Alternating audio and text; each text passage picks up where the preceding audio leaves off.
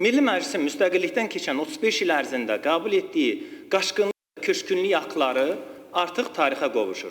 Yeni böyük qayıdış qanunları yazılır.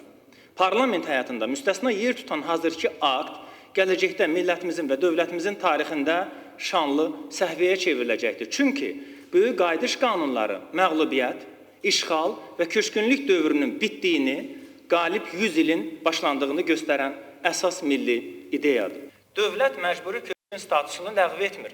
Torpaqlarından və hüquqlarından məhrum edilən vətəndaşları doğma yurdlarına və evinin tam hüquqlu sahibinə, mülkiyyətçisinə çevirir.